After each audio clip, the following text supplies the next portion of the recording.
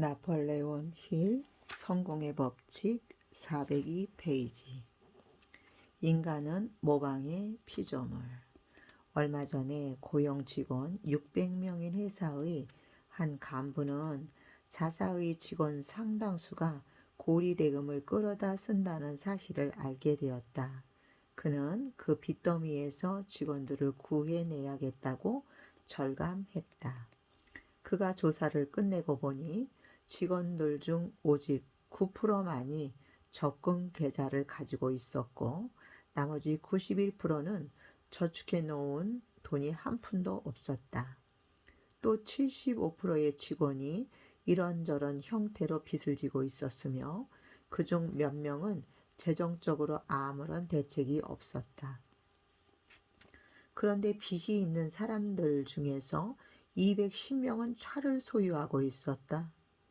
우리는 모방의 피조물이다.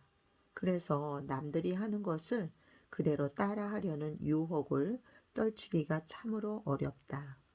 내 이웃이 뷰익을 샀다면 그를 따라 자신도 똑같이 뷰익을 사야 한다.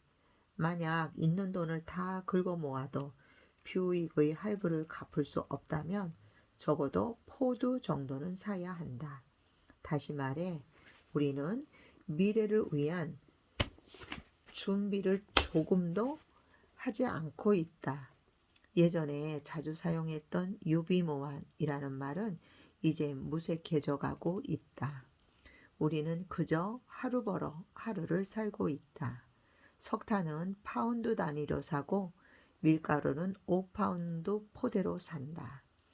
이렇게 소량으로 구매를 하기 때문에 원래 가격보다 3분의 1 정도를 더 지불하게 되는 것이다. 물론 당신을 향해 이 경고를 하는 것은 아니다. 자신이 번 돈보다 더 많은 돈을 써버려 가난의 굴레에서 벗어나지 못하는 사람이나 성공을 위해서는 꼭 지켜져야 할 분명한 법칙이 있다는 것을 아직 깨닫지 못하는 어리석은 사람들에게 하는 경고이다. 현대의 가장 위대한 발명품 중 하나가 자동차이다. 그러나 대부분의 사람들이 필요 이상으로 호화로운 차를 타고 다니는 경우가 많다. 지금은 즐겁게 차를 타고 다니며 즐기는 수만 명의 사람들은 언젠가 그들에게 역경이 닥쳤을 때 분명 큰 고생을 하게 될 것이다. 모든 사람들이 자신의 차를 운전하고 다닐 때 홀로 대중교통을 이용한다는 것은 상당한 자제력이 요구된다. 그러나 분명한 사실은 지금 그 자제를 하며 내일을 준비하는 사람들은 현재 호화로운 자가용을 몰고 다니는 사람들이 언젠가 고생하며 걸어 다니는 모습을 여유롭게 목격할 수 있게 된다.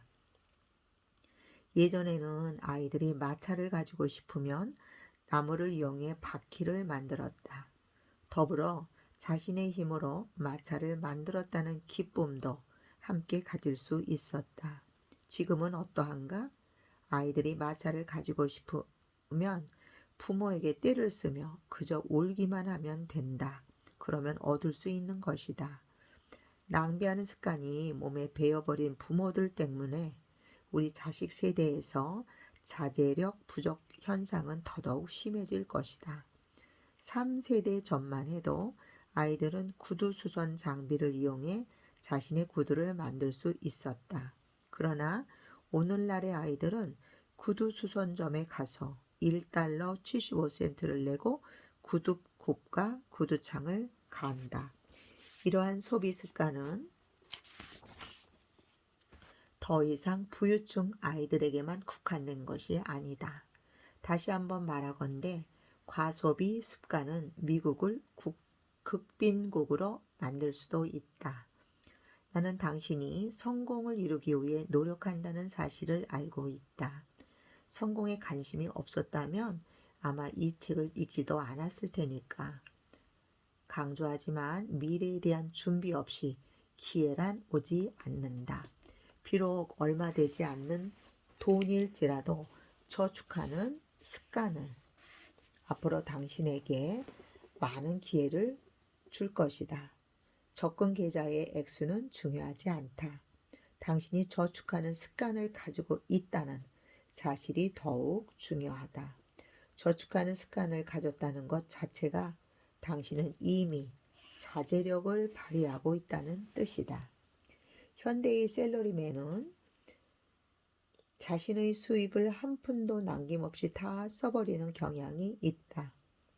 만약 어떤 셀러리맨이 연봉으로 3,000달러를 받아 잘 관리를 한 후 다음 해에는 1,000달러를 더 받아 4,000달러의 연봉을 받았다고 가정해보자.